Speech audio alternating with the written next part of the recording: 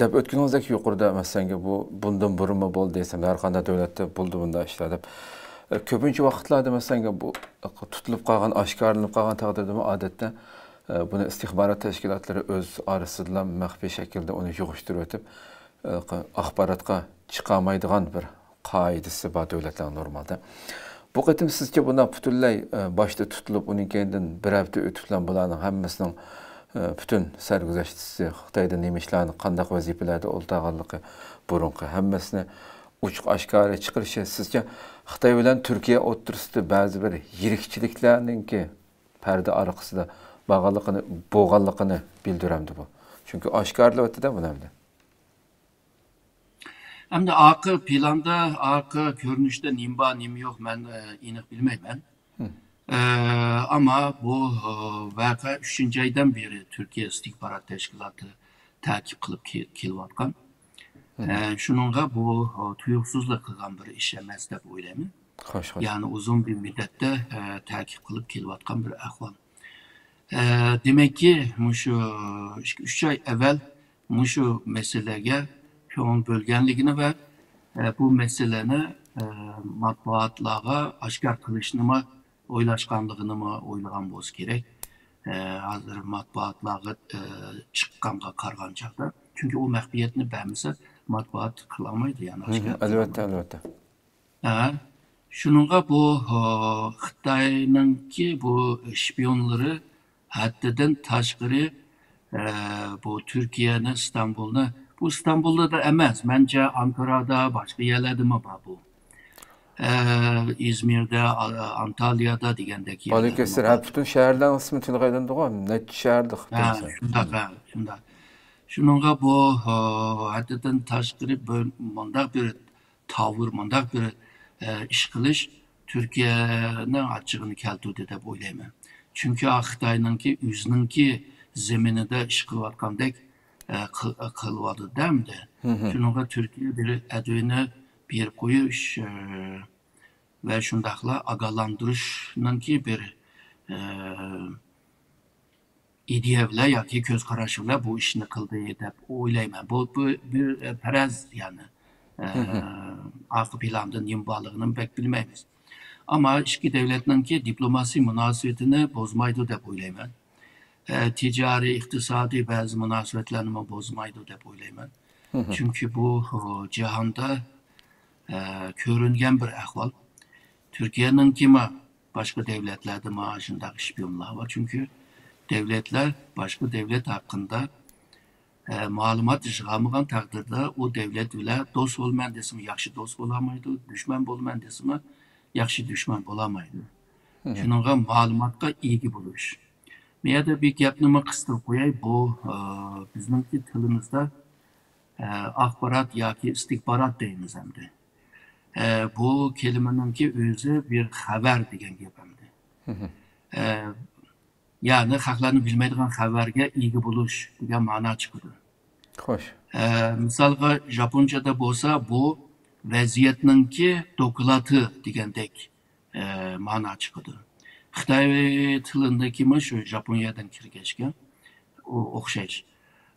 Ama İngilizce'de, Amerika'da bunu bir bilgi deb aldı. Bunu bir informasyon deb aldı. Xo'sh.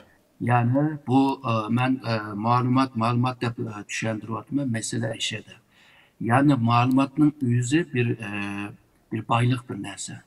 O malumatga ega bo'lsang, düşmanninki aciz yerini ko'ralaysa, düşmanning ortiqcha yerini ko'ralaysa, düşmanning o'zini ko'ramagan yerlarni ko'ralaysa, onunga qarshi ilib borgan siyosating texima isabet bo'ladi, texima unumlik bo'ladi.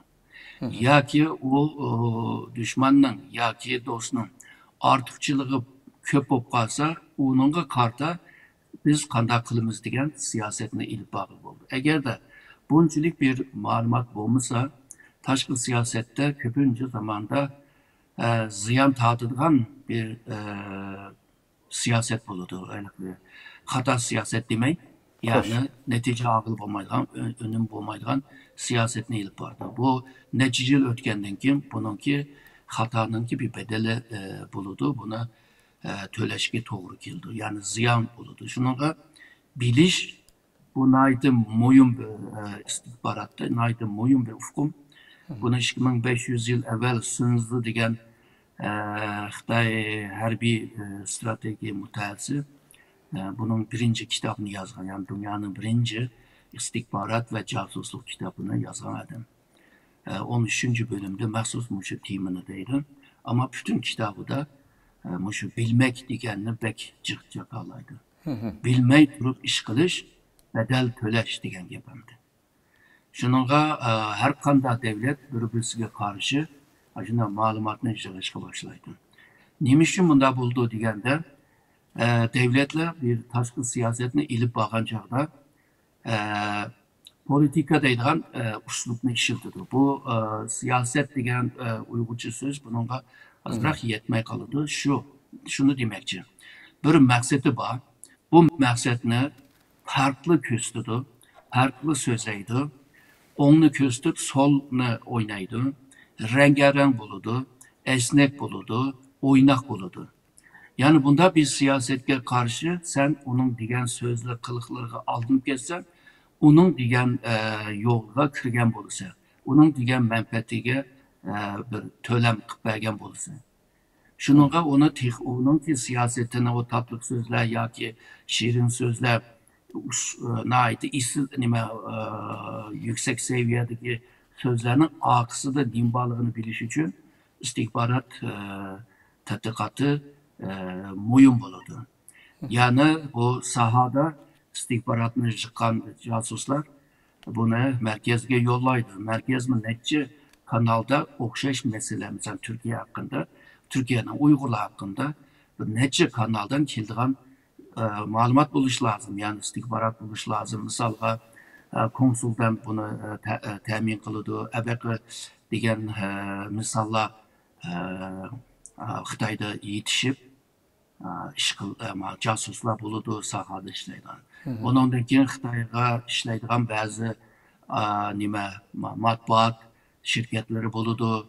Misal Xitayning Xinhuaşı'nın muhbirleri, Guangming Zhibo degandan keyin muhbirleri. Bularning bir kısmı, hemmisi emas da bir kısmı mümkün istihbarat işini kılıdı. Konsulun içinde hem siyasi, hem harbiy, hem sağcı degan bölümler var. O bölümler bu malumatını yığdı. Yani Türkiye hakkında nurgun katlamda, nurgun şu sahalarda bunu yığdı. Yığıp merkez kildi. Merkezde bunun Xitay Türkiye mutaxassisleri yoki Uyg'ur mutaxassislar buni analiz qilib, undan keyin doklad qilib davlatninki yuqori boshliqlarga sunadi. Ve tövendimiz bu qanday qilish kerak degan tavsiyani yezib berdi. Shunga bu casusliklarninki ma'lumotininki rostligi, to'g'riligi, ishonchlik bo'lishi nayda muhim. Onun için bazı meselelerde tazı talim terbiyene taz yaxşı ağan casuslar bu casuslar kendisi bazen hata malumatını yiyip kalıdı. Hata malumattan hata siyaset çıkıdı. Şununla bu Türkiye'de bir grupla emez. Bir grup olsa pek lazım. Yoktu verse Türkiye'de ama nece grup var bu işini kıldığın.